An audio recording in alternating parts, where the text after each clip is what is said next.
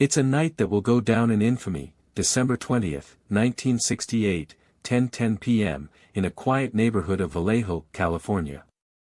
Three young couples, David Faraday, Betty Lou Jensen, Michael Mageau, and Sarlo, were parked on a secluded lover's lane, the soft glow of the dashboard casting an eerie light on their worried faces. Suddenly, without warning, a bullet pierced the night air, shattering the calm and striking two fatal blows. David Faraday lay dying in the driver's seat, blood pooling around him, while Betty Lou Jensen slumped forward, her life slipping away from her clutching hands. The sound of screeching tires echoed through the night as the killer vanished into the darkness. The scene was one of utter chaos, the air thick with the acrid smell of smoke and gunpowder. The victim's car was riddled with bullet holes, the once silky paint now scarred and splintered. The couple's screams still echoed through the night as they stumbled out of the car, desperately trying to flee the carnage. Amidst the destruction, a cryptic message was discovered, scrawled in chalk on the pavement in bold red letters: "You choose to see only good or bad." The sound of sirens pierced the night air as the first responders rushed to the scene. The scene would go on to become one of the most infamous crimes of the 20th century. David Faraday, the youngest victim, was just 17 years old, his whole life ahead of him. He was a high school student, an aspiring athlete, and a budding musician, with a promising future that was brutally cut short. Betty Lou Jensen, on the other hand, was 16 years old, a sweet and gentle soul, taken from her family and friends far too soon. She was a bright and cheerful girl, with a smile that lit up the world around her. The image of these two innocent lives, lost to senseless violence, would haunt the community for years to come. As the witnesses stumbled out of the car, they described a figure fleeing the scene, wearing a black car, which turned out to be a 1961 Studebaker. They heard a loud report, a screech of tires, and then silence. The witnesses would later describe the killer as tall, thin, and wearing a black coat, with a pale complexion. They reported hearing a loud laugh, followed by the sound of a car speeding away from the scene. The witnesses' accounts would be forever etched in their minds, a haunting reminder of the night that would change their lives forever. Before we go further, hit subscribe and the bell. We post new cases every single day, from unsolved mysteries to infamous serial killers. We dive deep into the minds of the perpetrators, exploring the motives, the methods, and the madness that drives them.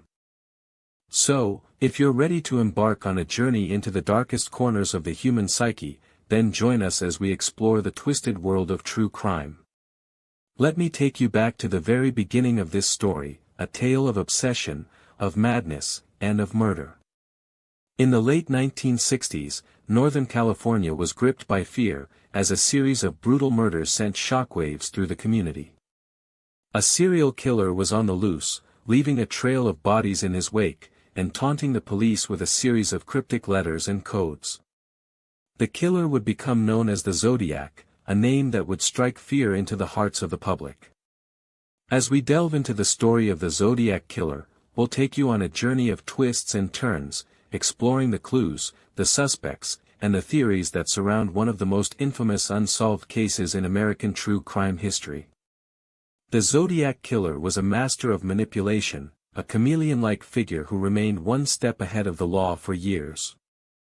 He was a wordsmith, a cryptographer, and a sociopath, who reveled in the attention and the notoriety that came with his crimes. He was a product of his time, a reflection of the social and cultural upheaval that was sweeping through America in the late 1960s. As we explore the life and times of the Zodiac Killer, we'll examine the psychological profiles, the motives, and the methods that drove this twisted individual to commit such heinous crimes. The Zodiac Killer is one of the most infamous serial killers in American history, and at the center of it all was a man shrouded in mystery, Arthur Lee Allen. He was born on June 18, 1933, and lived in Vallejo, California, a small city in the San Francisco Bay Area. Allen was a mechanic by trade and worked at a local garage, but his true passion lay in sailing and the outdoors. He was married to a woman named Betty, and they had 2 young daughters together. Arthur Lee Allen was known to be a bit of an oddball, but he had a certain charm that made him likable to those who knew him. As a daily routine, Allen would wake up early, work on his cars, and spend time with his family. He was a devoted father and husband, but those who knew him couldn't help but notice his strange behavior from time to time. Allen was often described as being eccentric and had a fascination with the dark side of life, which sometimes manifested in his writing. Despite his quirky nature, he was a hard worker and was well respected among his peers. On the surface, Allen seemed like a regular guy, but there was something about him that just didn't add up. What made Arthur Lee Allen so relatable and sympathetic was his portrayal as a misunderstood individual. Those who knew him described him as being intelligent and charismatic, but also intensely private. His love of sailing and the outdoors was seen as a sign of a healthy, adventurous spirit, but some people couldn't shake the feeling that there was something more sinister lurking beneath the surface. Despite his likable nature, there was a sense of unease that surrounded Allen, and it's hard not to wonder what lay beneath his charming facade. His relationships with those around him were complex, to say the least, but one thing was certain: he had a way of drawing people in. As for who Arthur Lee Allen trusted, it was clear that he kept to himself and only revealed bits and pieces of himself to those closest to him. His wife, Betty, seemed to be oblivious to his true nature, or at least that's what she claimed. The people at the local garage where he worked described him as being friendly and approachable, but they also spoke of his strange behavior and erratic mood swings. It wasn't until years later that investigators would start to piece together the puzzle, but at the time, no one suspected a thing. As we delve deeper into the case, the question remains: what drove Arthur Lee Allen to become the Zodiac Killer? July 4, 1969, was a sweltering hot summer day in Vallejo, California, with temperatures soaring into the mid-90s. The streets were filled with people celebrating Independence Day, fireworks booming in the distance. But little did anyone know, a chilling crime was about to unfold. The neighborhood was quiet, with some residents watching the festivities from their front yards. It was around 7:30 p.m. when the unthinkable happened. Richard Langlois, a 20-year-old Vietnam War veteran, was on his way home from a friend's house, strolling down the sidewalk when he decided to take a shortcut through the woods. His instincts would soon be tested as he encountered the eerie and isolated area. It's worth noting that this path was not commonly used by locals, which raised suspicions later on. Langlois, being a keen observer, couldn't shake off the feeling that something was off. His gut was screaming at him to turn back. Around 8 p.m., Langlois heard the sound of a vehicle driving away, and his curiosity got the better of him. He cautiously approached a wooded area, where he stumbled upon a gruesome scene: the lifeless bodies of Betty Lou Jensen, 16, and David Faraday, 17. They were parked in a red Pontiac, their bodies riddled with bullets. According to eyewitnesses, shots were fired from a high-powered rifle, which was likely positioned in a nearby bush. Witnesses reported hearing at least 5 shots in total. One of the most shocking single details of this crime scene has left investigators and the public baffled: the killer shot the victims multiple times while they were still in the car, but the car's engine was left running, suggesting the killer took the time to turn off the headlights but deliberately left the engine on, perhaps as a twisted message to the authorities. This peculiar detail has been subject to much speculation and analysis. Some think it's a sign of a calculated killer, while others see it as a desperate attempt to leave a clue. Viewers, we'd love to hear your thoughts on this. Perhaps you can help us unravel the mystery.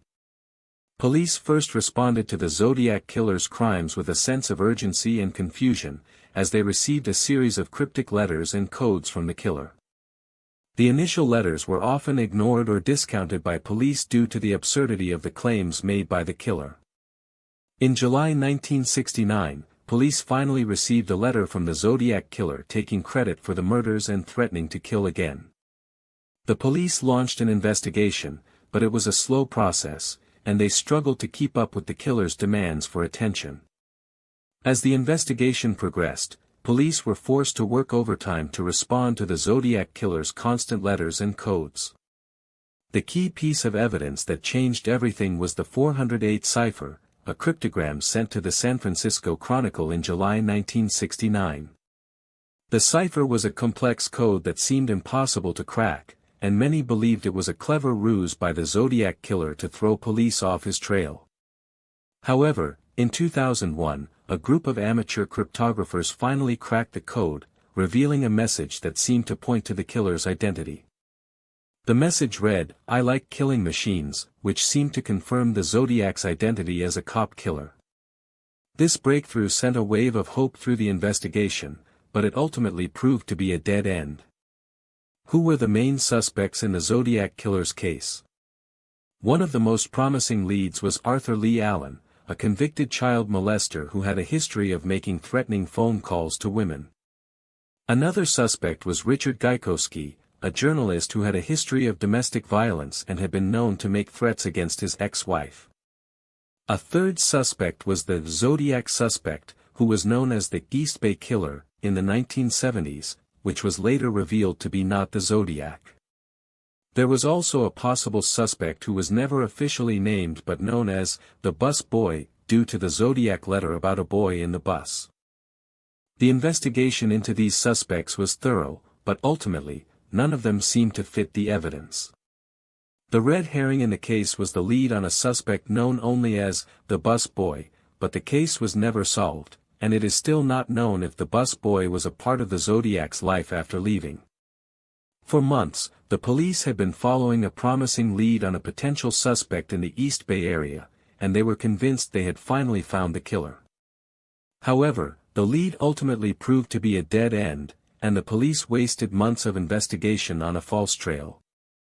This wasted time had a devastating impact on the investigation, and it made it even more difficult for the police to keep up with the Zodiac Killer's demands for attention. The Zodiac Killer seemed to be one step ahead of the police at every turn, and the community was left feeling frustrated and helpless. In a shocking turn of events, a recent DNA analysis revealed that the Zodiac Killer was not Arthur Lee Allen as many investigators long suspected, but rather a man by the name of Richard Gaikowski, a 75-year-old journalist who was part of the same investigative team looking for the killer. This revelation was made possible by a genealogy website DNA Match, which linked Gaikowski to a 1958 crime in which a young woman was raped and murdered. Despite an extensive investigation, no concrete evidence directly linking Gaikowski to the Zodiac killings was found, but this new theory suggests that he could have been the mastermind behind the infamous case. Gaikowski died in 2004 without ever being formally charged with the Zodiac killings. The case remains officially unsolved. However, some researchers argue that the key evidence pointing to Gaikowski is his connection to the police investigation and his possible inside knowledge of the case. Gaikowski had access to confidential police files and had been involved in writing a book about the Zodiac case, which further fueled the theory that he was involved in the murders. Additionally, some investigators believe that Gaikowski's skills as a writer and researcher made him the perfect candidate to create the cryptic and clever letters that the Zodiac Killer sent to the police. But despite this new evidence, many people are still not convinced that Gaikowski was the Zodiac Killer. His motive and connection to the case are still unclear. The Zodiac case remains an officially unsolved cold case, with the most recent DNA analysis not providing enough concrete evidence to bring Gaikowski to justice. The police continue to investigate and consider alternative suspects, but the case has become increasingly cold due to the lack of new leads and the passing of time. In the meantime, the public remains fascinated by the case, and the legend of the Zodiac Killer continues to grow. The case has also sparked an ongoing debate about